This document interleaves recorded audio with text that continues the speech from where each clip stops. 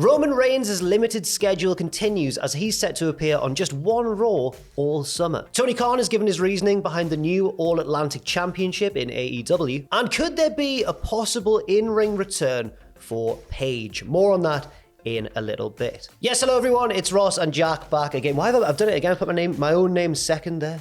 Jack and We Ross. should say each other's names like they do on whatever show it was that I can't remember at this time. I'm Jack. And I'm Ross. And this is the news. Part 2. Check out our news video earlier on today if you've missed that. But we're going to start by talking about Roman Reigns, whose limited schedule does indeed continue, despite being the undisputed, unified, universal, the UWU champion, meaning that he represents both brands. But despite that, Dave Meltzer on Wrestling Observer Radio has said what, Ross? He said this, Brian, I don't know. No, he said, the only time Roman Reigns is going to be on Raw is the Raw from Madison Square Garden. That's the only Raw booking. The only time the champion will be on Raw pretty much the whole summer. My God, and that MSG show, just in case you're wondering, is the go-home show for SummerSlam. Yes, it's interesting what the Twitter account WrestleVotes, which often seems to break interesting wrestling news, has said on this matter. The person behind the account kind of chimed in saying, according to a source, the creative decision to unify the titles was with the understanding that it would allow Roman Reigns to appear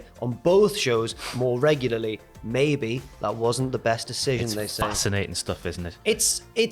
It makes me wonder why on earth they did do that. Why did they put both belts on him? Well, I reckon heading into that sort of storyline where they pitch to Roman, we're going to make you the UWU champion, put you on the top of both brands, make you the focal point of both brands. You float from both brands. You get to be on TV more exposure, then more opportunities in Hollywood comes from that, Roman. It's so good, Roman. Here's a pay rise, Roman. And then Roman's gone, that's too much work for me. Yeah, maybe. It seemed like that decision was made before he signed this new deal. Yeah. And then maybe when he put his demands out there and they went, well, we want to keep him, so we better agree to these. But now they've got both belts on him. Because I know that they've never made more money than they are making now. Right, I think we all know that, don't we? And I don't like to believe, even though it's probably true, that they went into this with the design of making Roman Reigns the UWU and the focal point of both brands, with the intention of taking him off TV and making him more like Brock Lesnar, which everyone hated back in like 2018, 2019 time. They can't have meant to do that, but again, they're making more money than they ever have done, so they could afford to do that. I just hope they didn't intend to do that, but I think they might have done. Well, we'll keep you updated if any more is revealed about the situation. But moving on now, crossing the divide for a second over to AEW, which gets a lot of praise for various things, but also gets a lot of criticism as well. And one of the things that AEW were most recently criticized for, I think we can all say, was the introduction of yet another championship, the All-Atlantic title, for two reasons, Ross. One, because it's another title in quite a packed field, but two, because it's Japan's on China. it, China's on it. Yeah. The name is silly, is what I'm saying, or misleading. But Tony Khan recently was speaking to comicbook.com and he had a few thoughts on the reasoning behind the introduction of this new belt. It's a heavy emphasis on international competition, but the US can get involved in the competition. So it's the same as the other championships there, Tony. Yeah, that's what I was thinking. And he continues, and I think it's a great way to spotlight a lot of international wrestlers in AEW and the international presence that AEW's developed over the years. Now with our shows in 130 countries around the world and great ratings in so many huge international markets, including every week finishing as the #1 wrestling company in the UK, and our ratings there continue to rise. He continues, doesn't he, Jack? He says, so for the international fans and for the international wrestlers on the roster, I feel like it would create more opportunities. But I also don't think that this title or these opportunities are exclusive to the international wrestlers. But it's a big benefit of the term. I don't know. So the very concept of the title there, while it's showcasing the international stars in this tournament they've got going on, after that tournament's finished, it's just the same as the TNT Championship. That's what I'm worried about, yeah. That's what I'm worried about happening. If I was them, I would just have it go along for a few months, and then why not after a few months just have a unification match with the TNT title, and the winner of that match, just that title stays around, the other one just sort of gets dissolved. Why not do that? Because they are the same thing. You've just said there, Tony. They are the same thing. Or you could even, I wish that he'd not done this, and I wish that it was more rigid in that it's only international wrestlers who can do that, because then at least it would stand out in some way to the other ones. They could have so much fun with it. They could have it where it can only be won by an international talent, and it has to be defended internationally away from the USA. Like, just, lots of AEW people take sort of indie bookings around the world, don't they? So they could take this title around the world and really make something of it. Because this has been introduced so soon before Forbidden Door, do you think it's possible that like a New Japan talent could win it and steal it away. Oh, and take it to floating New between Japan. the promotions. Yeah, maybe something My like goodness, that. that would be interesting. Tony Khan spoke about Forbidden Door as well in this same interview with comicbook.com. Basically, they said, do you want this to become an annual event? And he said, I think that's what we're hoping for. Yes, I think that's what we're hoping it will become. Do you think that's a good idea? Well, I guess we'll have to see how the first one is. It's a good idea for, diehards like us who like the professional wrestling, but I don't know how captivating it is for that, that casual audience that people like to mention. I don't think they'll be too interested in New Japan and AEW people having dream matches. I'm not too certain, but I think maybe it's a case of waiting to see how the first one is received before. I think even if it's received badly, Tony he'll be well keen to do it again next year. He loves it.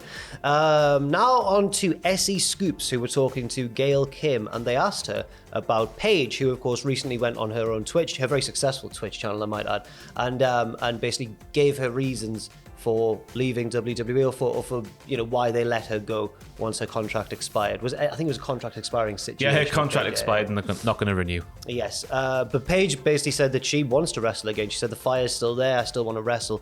And Gail Kim took interest in this interview with SE Scoops and said, I have nothing but respect for Paige in and outside of the ring. And hey, if she wants to come over to Impact Wrestling, I feel like the door is open, so come on over, Paige. And I feel like the door is open too after the past few years we've had. Obviously, Daniel Bryan comes back to the ring initially in the World Wrestling Federation. Edge comes back a couple of years later. Why can't Paige come back as well? It's obviously, she's got to come back if she's healthy enough. We don't want her back in there if she's not healthy enough. But she clearly wants to do it after what she said the other day. Impact Wrestling clearly have a home for her. If she wants to have a home there, why the hell not? And I think as well, one of the she could address, or partly address, maybe not quite on her own, but partly address one of the big drawbacks of Impact, because they've been really consistent over the past few years in terms of the storylines, the match quality, everything you want.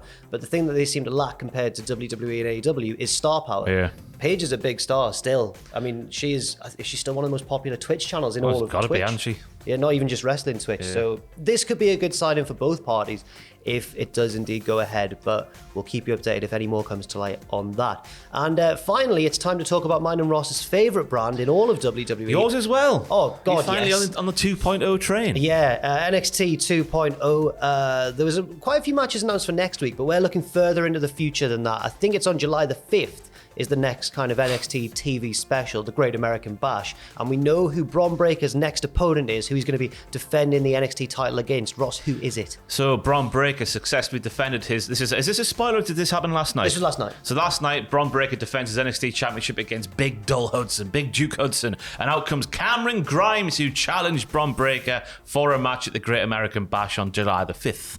And Braun Breaker said, yes, all right then. Of course he did. Yeah. That's all he does these days. As they've stripped all the character away, he still just says yes. They kind of had an altercation or a bit of a talk backstage before this segment where basically Braun Breaker was saying like, hey, Chinna, don't worry, Cameron Grimes, you've lost your North American title, but you'll be champion again one day. And Cameron Grimes obviously thought, well, I will be champion again, but maybe not the North American one. No, I've not seen this. Was Cameron Grimes noticeably more heelish?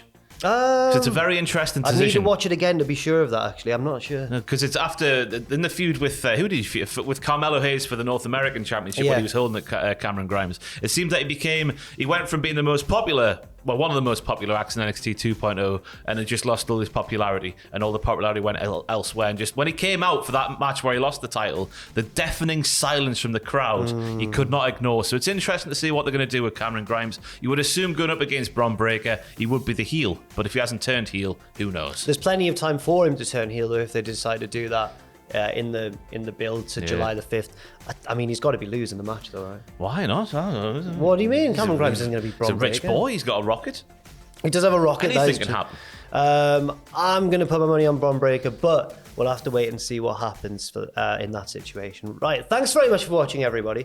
Check out our earlier news video, as I said before, if you've missed that, and keep an eye out for future news updates and lots of exciting content on the channel as well. Me and Ross are in the process of getting a tier list out for you folk. What's on it, Ross? It's a juicy one. It's a WCPW roster tier list. Yes, it is. The ones we can speak about. Yes, after absolutely. the last couple of years in the professional wrestling world. But yes, it's a lengthy, girthy video filled with many anecdotes about the lovely time of what Ronda Rousey would call, what was it? What did you say? Hand jobs and cupcakes. Ham jobs and cupcakes. Hand jobs and cupcakes. Have you got anything else you want to plug? Nah, that's it. I've got a couple of things that aren't out yet but are in the works. There's going to be a new Weirdest Episodes at some point in the near future, and there's going to be a True Story of also at some point in the near future. I just don't know exactly when, but look out for that and plenty more excellent content too. Thanks very much for watching. Leave your thoughts and opinions in the comment section down below, and we'll see you very soon. Have some happy hand jobs and some happy cupcakes, everybody.